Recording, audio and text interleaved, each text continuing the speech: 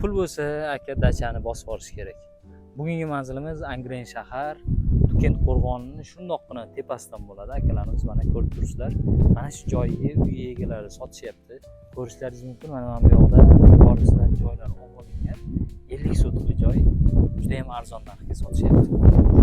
Unda mana ko'rishlaringiz mumkin. O'zlari uchun gaz turbalarini ham tortib kelishgan. Manzilni qisqacha tushuntirib o'tadigan bo'lsam, mana bu joyda To'kentda shundoqqina qabristoni bor. Qabristonni oldida joyimizni ko'rishlaringiz mumkin. Kattagina holatda gazlar o'zlaricha tortib kelishgan aytganimdek. Xo'p, unda uyda ichkarisiga qani kirib bitta ko'rsatamiz hozir.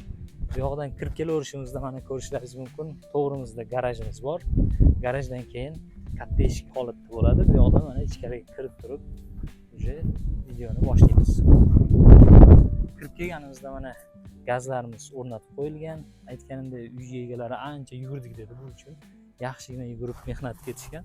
Undan keyin bu tomonda mana aytganimdek garajimiz, bu yoqda omborxonamiz bor ekan. Uy egalari mana farzandlari o'ynab mazza qilib yurishadigan. Bu yoqda suvlarimiz ham bor. Suvdan, gazdan, svetdan muammosi yo'q. Xo'p, ko'rishlaringiz mumkin. Hovlimiz ham ancha katta holatda mana kengina. Bundan keyin mana chap o'ng tomonimizda bir xonali joy qilib qo'yilgan. Bu yoqda ham oshxona, o'tirsa bo'ladigan, o'tirib yeb ichsa bo'ladigan joy. Dacha qilsa bo'ladigan deganim ham aynan mana shuning uchun edi. Bu yoqda masalan oshxona holatida qilib qo'ysangiz bo'ladi. Mana bu yoqda hozir 4 xonali uyimiz bor. Bu uylarni ham hozir ichkariga kirib ko'rsataman. Chiroyli holatda va bundan tashqari agar imkoningiz bo'ladigan bo'lsa, bu yoqda ko'rsataman. Basen qilib qo'yadigan bo'lsangiz bo'ldi, dacha uchun ideal joy bo'ladi. Xo'p, unda ketdik, ichkarini kirib ko'rsataman. 4 xonali uyimiz bu yoqda. Ichkariga kiradigan bo'lsak, mana ko'rishlaringiz mumkin. 4 ta uyimizda ham ta'mirlari ancha yaxshi holatda. Kirganimizda bu yoqda kichkina tapchancha sifatida qilib qo'yilgan. Uylarimiz yaxshi o'ng tomonda va chap tomonda mana kattagina bitta zalimiz bor. Mehmonlar o'tirish uchun chiroyli holatda. Va bundan keyin to'g'riga o'tadigan bo'lsak, o'ng tomonimizda mana yana bitta xona. Aytganimdek, dacha uchun bo'ladigan bo'lsa, mana shu joylarga bemalol yana 2 ta yoki 3 ta kravatni qo'yadigan bo'lsangiz, bu shkaflarni olib tashlab turib zo'r holatda bo'ladi mana. Ko'rishlaringiz mumkin. Bundan keyin endi bu yoqda mana yana bitta xonamiz, zalimiz. Bu yoqda ham xuddi shu holat. Bu yoqda ham mana ko'rib turibsiz, kattagina. Buni ham bitta yotoqxona sifatida qilib qo'ysa bo'ladi. Avvalambor o'sha yashash uchun bo'lsa ham yoki bo'lmasa dacha uchun bo'lsa ham, dacha uchun deganim tinch, shahardan sal chekkaroqda mazza qilib turib, havosi toza havoda dacha qiladigan bo'lsangiz, odamlar mazza qilib dam oladi. Ayniqsa mamlakatlarga PlayStation karaokelarni qo'yib qo'yadigan bo'lsangiz, mazza holatda bo'ladi. Bu yoqda ham xuddi shunaqa yoki yotoqxona qilib olsangiz ham bo'ladi aka. Xo'p, bu yoqdan endi chiqadigan bo'lsak, chiqamiz mana. Chiqish qismi. Akfa eshiklar qo'yib qo'ygan egalari.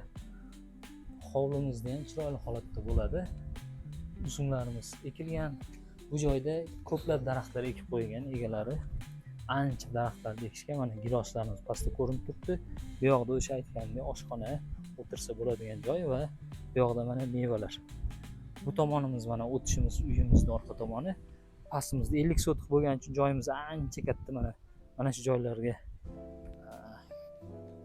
daraxtlarimiz ekilgan, hammasi bog'dorchilik uchun juda ham zo'r joy bo'ladi. Poliz ekinlarga bo'lmaydi joy ekishga. Mana bu joydan ham pastdan ham bu yoqdan stadion tomonidan yurib kelsa bo'ladigan yo'l bor ekan. Bu yoqda To'kentliklar menimcha yaxshi bilishsa kerak. Shaharimiz ham mana ko'rib turishlaringiz mumkin. Shundoqqina kechqurun ayniqsa chiroqlar yonib, chiroyli bo'lib turib ko'rinib turadigan joy. Xo'p, chorvachilik o'zimni olib turib, chorvachilik qilaman degan akalarimiz uchun ham mana bu joylar juda ham to'g'ri keladi. Yuqori qismimiz tepadan o'tgan. Bu yoqda mana molxonamiz. Molxonaning ichida o'sha mol, qo'y boqmoqchi bo'lgan akalarimizga zo'r joy bo'ladi. Yuqoriga qo'ylarni shundoq qo'yib yuboradigan bo'lsangiz, mazza qilib yuradigan joy bo'ladi. Bu yoqda molxonamiz, hojatxona mana ko'rishingiz mumkin. Nari yoqdan zaborlarimiz bundoq kelgan. Katta holatda qilib qo'yilgan. Mazza joyi olib turib, o'sha dacha boshqa narsa aytganimdek dacha ham qiladigan bo'lsangiz bo'ladi. Mana bu joyga bitta basseynni qilib qo'yadigan bo'lsangiz, iloji bo'lsa mazza qilib turib, pastga mana daraxtlarimiz bo'lgani uchun o'sha tomonlarga tapchanlar qilib qo'yadigan bo'lsangiz ham salqin holatda bo'ladi, mazza qilib o'tirasiz. Hop, bu joyimizga uy egalari hozirda 92 ming narx deb so'rashyapti. Sunnatiga o'tib beradigan joylari bor, dacha qilaman deb qiziqib yurgan akalarimiz bemalol aloqaga chiqsalaringiz bo'ladi. Pastda raqamlarimiz qoladi. Aloqaga chiqadigan bo'lsalaringiz, yana ham to'liqroq batafsil ma'lumotlarni berib o'tamiz. Shu bilan dachani olib turib bemalol o'zingiz uchun pulni ursangiz ham bo'ladi. Soqqani soqqaga deydi-yu. Dacha uchun qiladigan bo'lsangiz ham ko'rib turganingizdek, uylarimiz ham ancha pastda, mana nariroqda bo'lgani uchun bu yoq tinch, mana shabada hozir mana kun issiq bo'lishiga, yoz bo'lishiga qaramay issiq, mazza qilib mana shabada bo'lib turibdi. Atrofimiz tog', mana ko'rganingizdek, bu tomonimizda ham tog', mana bu tomonimizdan ko'rib turibsiz. Shundoqqina tog', Yangobod tepamiz tinch joyda. 92 ming narx baholashyapti. Aytib o'tganimdek pastda raqamlar qoldiramiz. Telefon qilib aloqaga chiqib, to'liqroq ma'lumotlarni olib o'tsangiz bo'ladi. Bizga obuna bo'lishni unutmang. Xudo xolasa, aynan mana shunaqa dacha qidirib yurib, dacha qilaman, dacha uchun joy qidiryapman degan tanishlaringiz bo'ladigan bo'lsa, jo'natib qo'yadigan bo'lsangiz, sizdan ancha xursand bo'lib qoladi degan umiddaman aka.